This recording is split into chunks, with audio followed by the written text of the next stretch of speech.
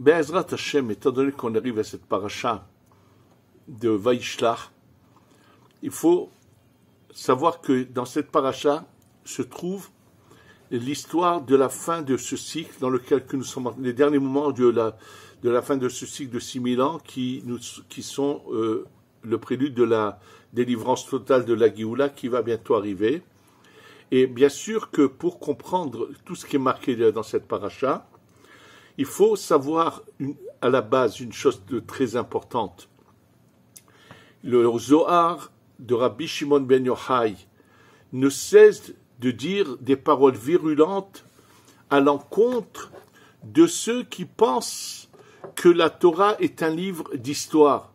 C'est complètement faux. La Torah est une lumière divine qui s'est revêtie d'un vêtement accessible à tout le monde. C'est-à-dire que même le plus grand simplet pourra lire ça en pensant qu'on lui raconte de belles histoires. C'est accessible. Mais celui qui est intelligent doit rentrer à l'intérieur et ne pas rester à regarder le vêtement. C'est comme ça, l'exemple le plus simple est que un grand conférencier fait une grande conférence et bien sûr, comme il a un grand renom, beaucoup de gens arrivent.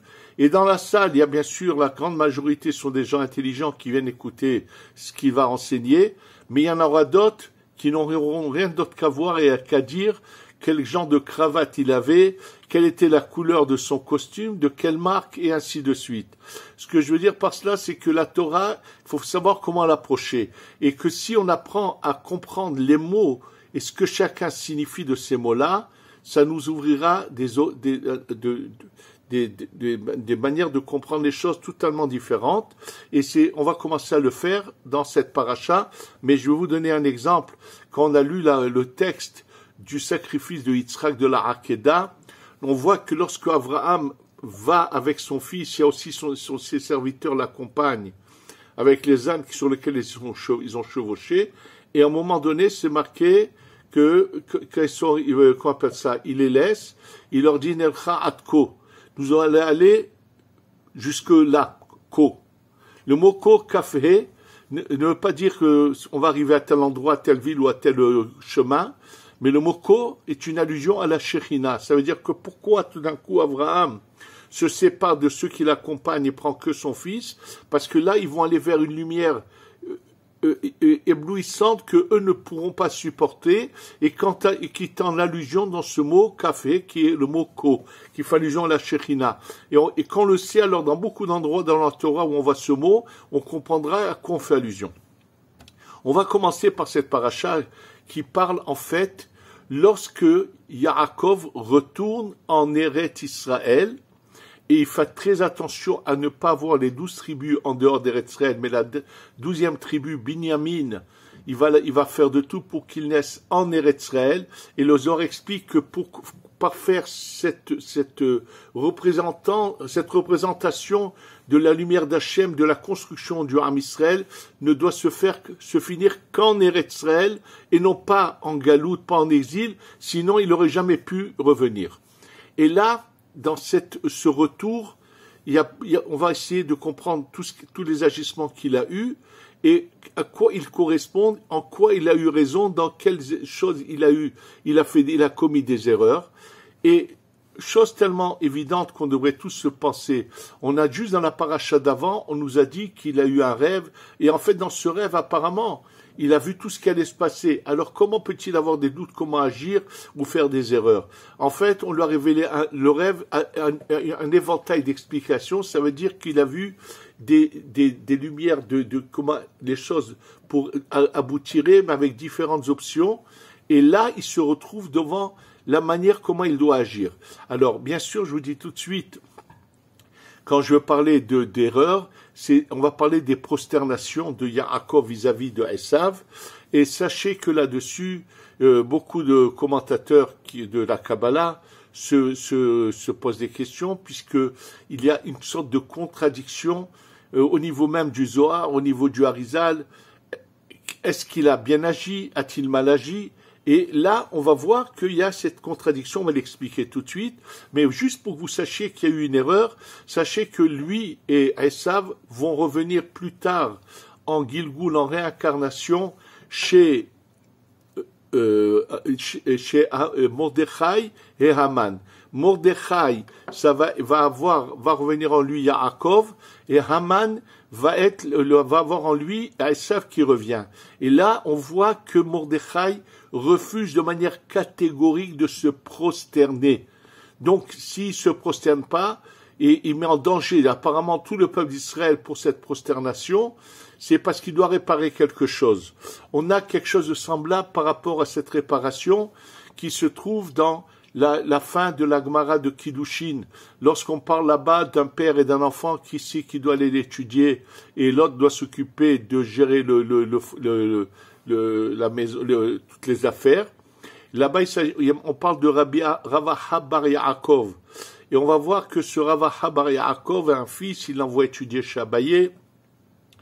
Malheureusement, quand il voit que son fils n'est pas assez affiné pour comprendre en très grande profondeur la Torah, il lui dit dans ce cas, c'est toi qui vas t'occuper de gérer nos terres et tout ce qu'il faut pour entretenir les familles, et c'est moi qui vais aller étudier. Et lorsqu'il va chez Abaye, à l'époque de Abaye, le Beth Midrash, le lieu d'étude, se trouve en dehors de la ville, et ils ont un grand problème, ils ont un Shindalet, un démon, avec 7 têtes, que lorsque les gens arrivent, ils tremblent, ils peuvent mourir de peur, et donc jamais les gens allaient seuls à ce Beth Midrash.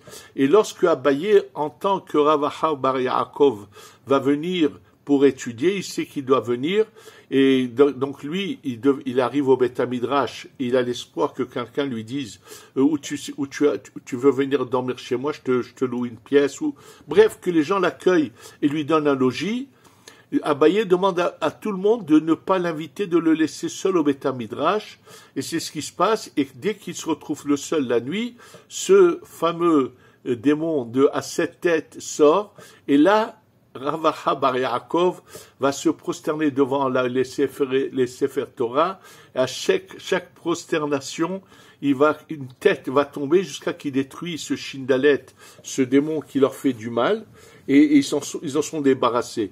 Et bien sûr que c'est surprenant. Comment Abaye, qui est le Rav, le Rosh Yeshiva, celui qui enseigne la Torah, lui n'a pas la possibilité ni le pouvoir de détruire cette force mauvaise, négative qui fait trembler tout le monde et met en danger cette personne. Non, pas du tout. C'est qu'Abaye sait pertinemment que Ravaha bar Yaakov a en lui une étincelle de la Neshama de Yaakov et que, à la suite de ces prosternations, qui était une erreur, comme on va l'expliquer, quel était le bon côté, mais le côté de l'erreur, qu'il fallait que ce soit uniquement lui qui pouvait le réparer, et c'est pour ça qu'Abaye, qui sait tout ça par sa vision lointaine, son Ruach HaKodesh, dit aux gens ne l'invitez pas parce que c'est Hachem a fait qu'il vienne ici pour réparer quelque chose, et on sera débarrassé de ce mal.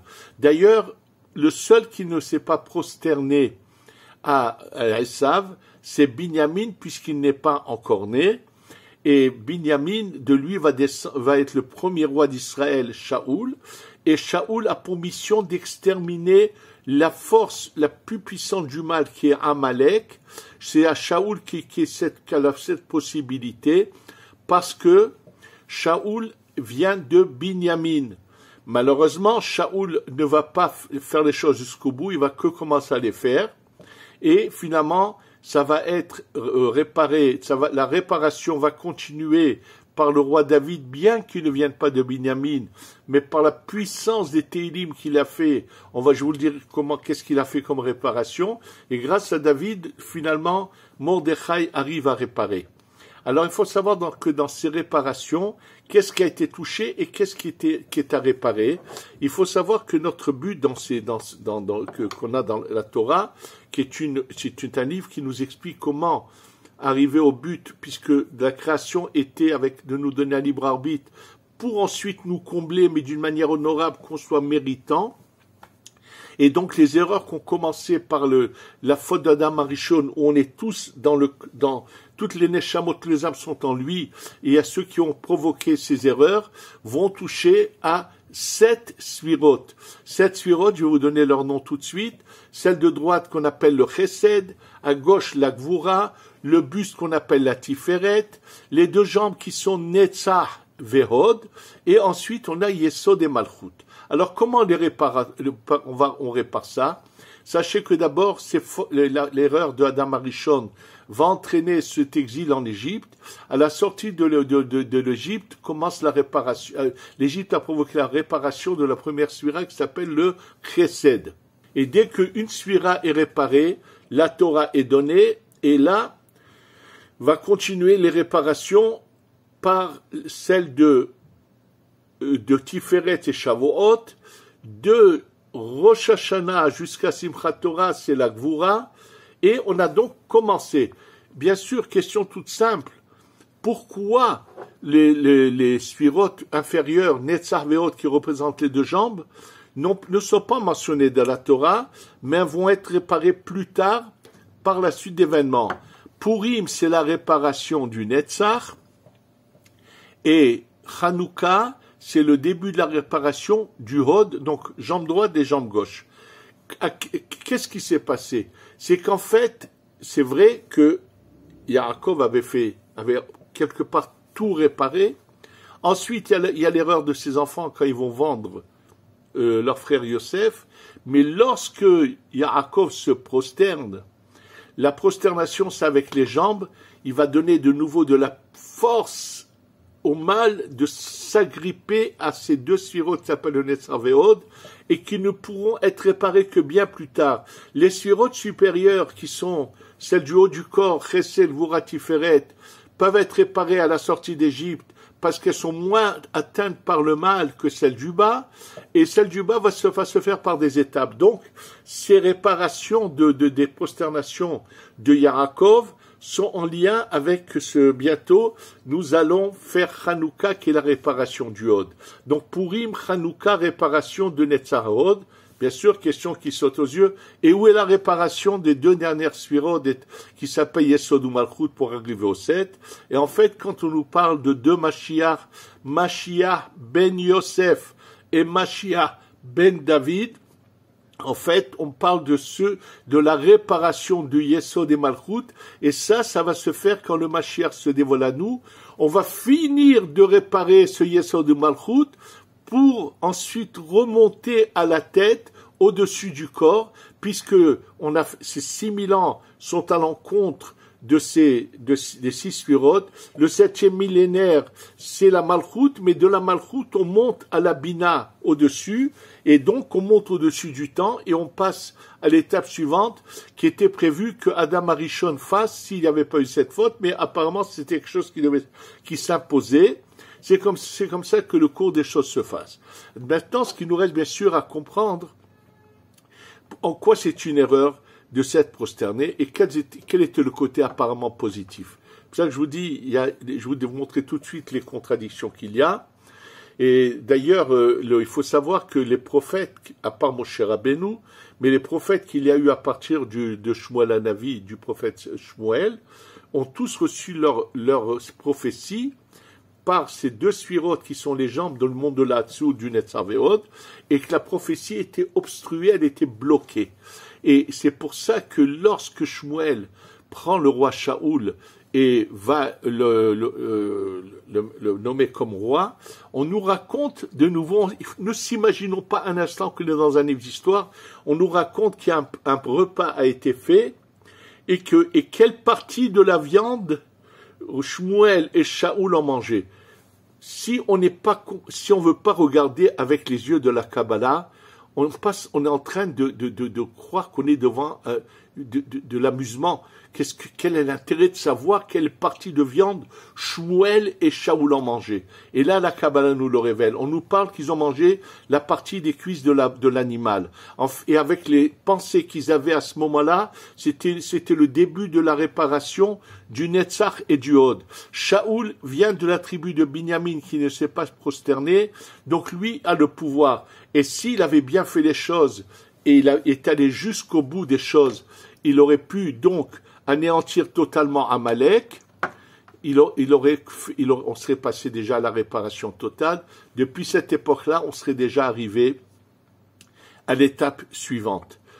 Quelle est l'erreur de Shaoul? C'est de se dire, mais c'est dommage, on tue pas le roi d'Amalek de l'époque, qui est Agag, qui finalement va être l'ancêtre de Haman. On appelle Haman Ha-Agagi. et comme il veut pas le tuer tout de suite, et que Agag est un sorcier, mais comme il n'y a pas d'autre, Agag se dépêche de prendre une servante, il a une relation avec elle, il la met en grossesse, ensuite avec sa magie, il la transforme comme une vache d'un troupeau, et comme Shaoul n'a pas tué toutes les bêtes de Amalek alors que c'était l'ordre qu'il avait reçu, à un moment où elle peut, cette vache se sauve, va dans les champs, ailleurs, elle redevient une femme, et de là continue la descendance de Amalek, puisque finalement le prophète Shmuel vient et reproche à Shaoul, c'est lui qui va avec son épée carrément déchirer Agag, et il lui dit, voilà, tu as pas fait la réparation totale.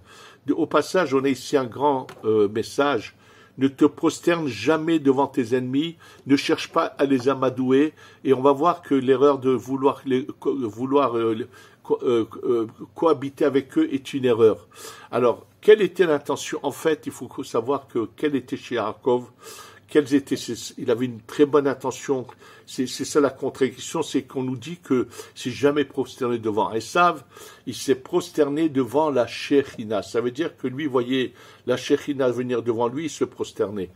Alors, celui qui finalement va nous aider à comprendre la réponse à cela, je vous dis, cette contradiction a été posée déjà par plusieurs Chachamim, et peut-être ceux qui avaient compris n'ont même pas soulevé le problème et l'ont répondu d'emblée, mais je pense que lui qui comprendra ce que je vais vous dire se trouve dans le livre du Ben Ishraï qui s'appelle Ben Ishraï Drashot sur la Torah, où il explique quelque chose de très beau, et d'emblée ça répond à tout, mais bien sûr il faut le comprendre et savoir qu'il y a cette contradiction. Et on va comprendre quel était le but de Yaakov et où était son erreur.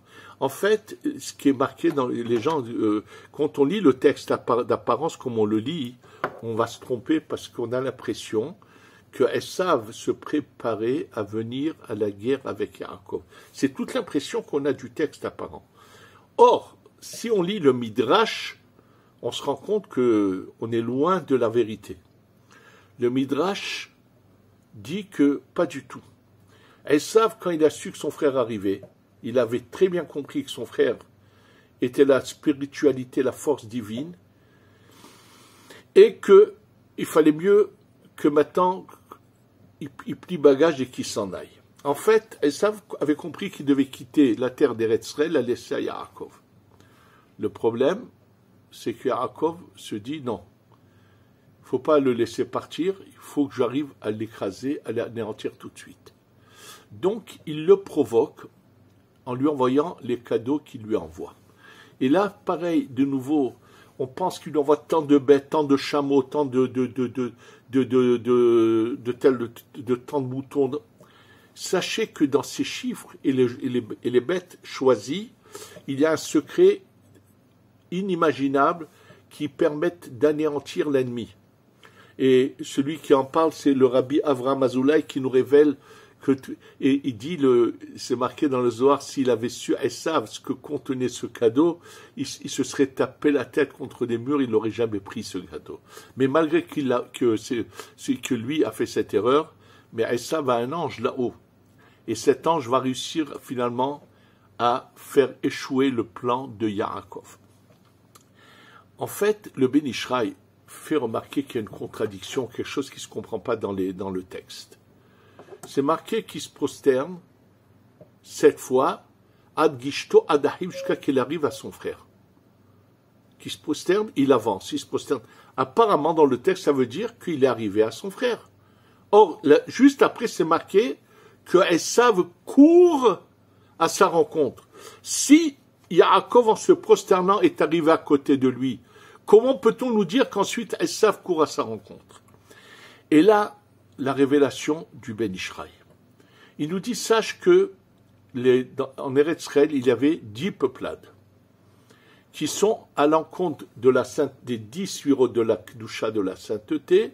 Il y a à leur encontre, il y a les 10 suirotes de la Touma, de l'impureté, du mal, qui sont là et qui veulent attraper Eretz Israël, ne pas la laisser aller vers la sainteté, vers la Kedusha.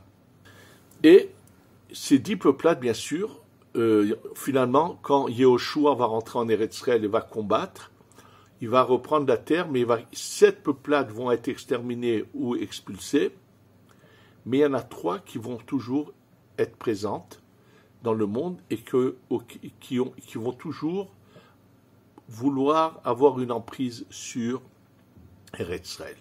Alors, les 7 inférieurs des Sphirot vont être exterminés. Les 3 supérieurs qui correspondent du bas vers le haut, le Da'at, la Bina et la Chokhma, et sont encore vivantes, sont encore existantes. En fait, Esav, sa racine dans la Toum'a correspond au Da'at de la Toum'a, qui est comme Amalek d'ailleurs, qu'il faut savoir qu'à l'encontre de cette Toum'a, c'est Moshe Rabbeinu, qui est le Da'at de la sainteté de la Toucha. On le dit dans la Torah, Asher Yedao Adonai Panim Efanim. Moshe est la représentation du bon Da'at. Il faut savoir que Amalek est la représentation du mauvais Da'at. Ça veut dire les bonnes unions et les mauvaises unions. Et les bonnes unions, c'est Moshe. Les mauvaises unions, c'est Amalek. D'ailleurs, l'instigateur de l'homosexualité vient de Amalek. C'est mentionné dans Parashat Kitetse, lorsqu'il est marqué là-bas, souviens-toi de ce qu'il t'a fait Amalek en chemin, et c'est marqué Asher Karcha, et là-bas, si vous regardez les termes de Rashi, il dit que Amalek, en fait, il habitait à des je sais pas combien d'états loin, et il est venu de l'endroit où il habitait juste près du campement d'Israël pour les combattre, mais entre autres, il a pris Amalek envoyait des jeunes gens de Amalek, et il leur disait de s'introduire à l'intérieur du camp, de se familiariser, de devenir copains avec des jeunes garçons du peuple juif, et de les pousser à l'homosexualité. Pourquoi? Amalek représente les mauvaises unions, le mauvais da'at. Les bonnes unions, ce sont 2 choses qui se complètent, c'est Moshe Rabbeinu, c'est le Hesed et la Gvura, l'homme et la femme qui s'unissent, qui se complètent. En tous les cas, donc on est là devant un problème que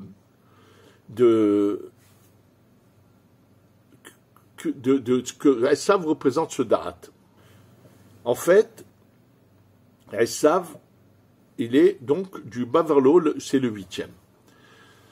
Lorsque Yaakov provoque Esav et va à sa rencontre, son but c'est d'en finir avec toutes ces peuplades, avec toutes les forces du mal, de les anéantir pour passer à l'étape suivante. Il faut savoir que lorsque, par exemple, qu'on récite cette prière qui s'appelle Alenu le Shabeach, à un moment donné, on dit Vanachnu korem mishtahavim, nous nous prosternons devant Hachem. Il faut savoir que ce genre de prosternation, c'est de faire descendre ce qu'on appelle le Or Mekif. Le Or Mekif, c'est une lumière intense qui anéantit le mal. Et donc, Yaakov, quand il est très loin de Esav, commence à se prosterner devant les Sphirot de la Gdusha. Il se prosterne devant la Shechina et fait descendre la lumière, le Or Mekif, cette lumière intense de la Malchut, et donc il va anéantir la Malchut de la Klippa, la Malchut du mal. Deuxième prosternation, c'est le Yesod, il va du bas vers le haut. Troisième, Hod. Quatrième, Netzach. Cinquième, Tiferet. Sixième, Gvura. Septième, Chesed. Mais il est encore loin de son frère. Et là, il arrive, il veut faire encore 3 prosternations, il arrive à la 8e. Et avant qu'il ait le temps de se prosterner, de faire ses pensées, de faire descendre la lumière, qu'elle ait anéantir toute la force du mal de son frère Esav, l'ange qui est de Esav qui est au-dessus, voit que c'est sa fin, donne une puissance dans Esav, et le bouscule, le fait courir à une vitesse inimaginable, et là, Esav est poussé par son ange, arrive, saute au cou de Yaakov, et donc l'empêche de se prosterner. Et qu'est-ce qui se passe? Un corps sans tête devient de la putréfaction. Ça veut dire tout ce qu'il avait fait, Yaakov, les 7 niveaux, Comme il n'a pas pu les finir, il a tout perdu. Et au contraire, ça a même donné de la force au mal. Donc, il avait une bonne intention qui n'a pas abouti. Oui, il avait une très bonne intention, malheureusement. Ça a au contraire renforcé les forces du mal au niveau du Netzach et du Hod, qui sont vers le bas. Et il n'a pas pu donc finir ce tikkun qu'il aurait voulu faire. Ça veut dire que finalement, il faut mieux agir sans aller vers son ennemi et lui faire des courbettes. On le voit un peu plus loin dans l'idée. Maintenant, donc, c'est le retour. Il faut savoir que dans ce retour en Eretz Israël, il va se passer un événement. Lorsqu'ils arrivent à Shechem, dans cette ville, qui est aujourd'hui le bastion du Hamas, il faut savoir qu'il se passe un événement et le violeur qui s'appelle Shechem ben Hamor va violer Dina. Mais à la fin, il va être décapité, bien sûr. Finalement, il va être tué. C'est exactement ce que nous venons de vivre par ces violeurs du Hamas. C'est à eux que j'ai fait allusion.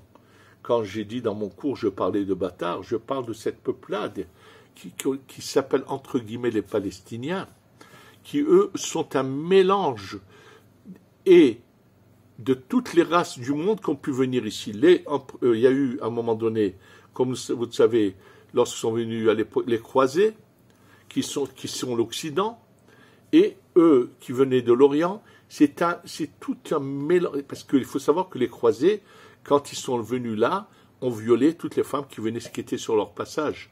Et donc c'est ce que j'ai appelé des bâtards, c'est qu'en eux est la haine, la jalousie, tout le mal est réuni en eux. On voit que c'est des gens beaucoup de gauchistes en Israël qui ont subi maintenant ce qui s'est passé, qui habitaient dans ces régions près de Gaza, et qui était pour la cohabitation avec des farfelus de celui qui s'appelait Shimon Peres, qui avait été à un moment donné Premier ministre avec Yitzhak Rabin, et qui croyait en la cohabitation, et beaucoup aujourd'hui ont vu que c'est des illusions, et qu'ils ont compris qu'on était en train de faire grandir des bâtards avec l'arme depuis l'enfance à la haine, au plaisir de tuer. Donc, ce n'est pas des gens avec qui on peut cohabiter. Donc, qu'est-ce qui se passe quand ils arrivent à Shrem? Dina veut aller rendre visite aux jeunes filles de la région. Et celui qui la voit, c'est Shechem, la viole. Donc, l'image de ce viol, et quelle est leur fin, on la connaît. Ensuite, à la suite de quoi, une fois qu'ils ont exterminé les gens de Shechem, il faut savoir que dans le Midrash, est raconté tous les combats qu'ils ont eu avec les peuples là d'ici, et jusqu'à que finalement, ils aient la tranquillité. Alors sachez que tout cela est ce qui se passe, nous sommes en train de le vivre. Maintenant, regardez bien, il y en a beaucoup qui ont eu à redire que les premiers qui ont pris le pouvoir, c'est vrai que c'était une sorte de gauche anti-religieuse qui avait pris au début le pouvoir, le Mapa et le Mapam, ces partis qui ont pris au début le pouvoir étaient des gens qui apparemment faisait partie encore de cette conséquence de l'Europe, de l'assimilation, de ces gens d'émancipation qui ont voulu rejeter la Torah, mais c'est marqué aussi dans la paracha. Lorsque Yaakov revient en Eretz Israël, comment il dispose ses enfants? Les servantes avec leurs enfants, Léa et ses enfants, et Yosef et les enfants. Sachez que l'image, dans le Zohar on explique, l'image de servant des enfants fait allusion au Erev Rav, à ces gens qui sont d'origine égyptienne. Leur âme est revenue, qui n'ont jamais finalement vraiment pris la Torah en eux. Et on le voit, qui finalement ont été prêts à tout rendre, à tout donner, pour soi-disant la cohabitation. Donc c'est eux qui vont avoir au début la domination. Mais après, ça va changer. Ça va passer à des gens qui ont un respect de la Torah, un amour, qui ont l'union du peuple d'Israël et qui vont réussir. Et finalement, la dernière révélation, on sait que c'est ma chère Ben Yosef, donc c'est Yosef avec Rachel et Binyamin qui l'accompagnent, qui est encore dans le ventre de sa mère, et qui va être la délivrance totale. Donc en fait, c'est ce qui s'est passé au fur et à mesure, les choses ont changé, la Baruch Hashem se répand, surtout, sachez qu'à Hanouka, ici en Eretz Israël, presque 100% des gens fêtent la fête de Hanouka dans tous les milieux, parce que quelque part, sans le savoir, ils sont en train d'exprimer leur vraie identité. Et là, dans cette paracha, on apprend une chose. qu'il n'y a aucune cohabitation avec ces bâtards tels qu'ils sont, qui sont des gens mauvais, pervers, des assassins, des violeurs, et qu'il n'y ait aucune courbette à leur faire, et que le seul moyen, c'est de finalement en s'en débarrasser totalement, les exterminer ou les faire partir. Et sachez que cette paracha n'est que annonçatrice, nous montre que nous sommes vraiment très proches de cette finalité, que le Beth Amikdash à tout moment va descendre, surtout dans ce mois où le Beth Amikdash avait commencé à revivre avec les Hashmonaïm, cette poignée qui se battent contre les envahisseurs grecs de l'époque et qui réussissent. Il va se passer la même chose, c'est qu'Hachem va nous faire, cette lumière va continuer à descendre et tous nos ennemis qui ont voulu notre mal vont être exterminés et vous allez tous être parmi nous bientôt. Be'ezrat Hashem, vous allez tous devoir courir pour arriver, parce que le Mashiach est imminent, avec le troisième Beth Amikdash qui va descendre à tout moment, et qu'on va passer enfin à d'abord l'étape intermédiaire, et ensuite l'étape suivante, qu'Hachem nous fasse tous réussir à aller dans le chemin de la lumière qui repousse les ténèbres, puisque c'est bientôt Hanouka, la réparation du Hod, et comme je vous l'ai dit, Mashiach ben Yosef, Mashiach ben David, c'est le symbole de la réparation du Yesod et Malchut, pour qu'on passe à l'étape suivante, qu'on remonte au haut à la tête, et qu'Hachem nous aide à voir la Torah sous son angle réel, pas comme une histoire, des histoires de quelle recette de quel genre de viande ils ont mangé, où ils sont allés, qu'est-ce qu'ils ont fait, pas du tout, que dans chacun de ces passages il y a quelque chose de caché, qu'Hachem nous éclaire, qu'on puisse comprendre le côté profond de la Torah. Amen ve Amen.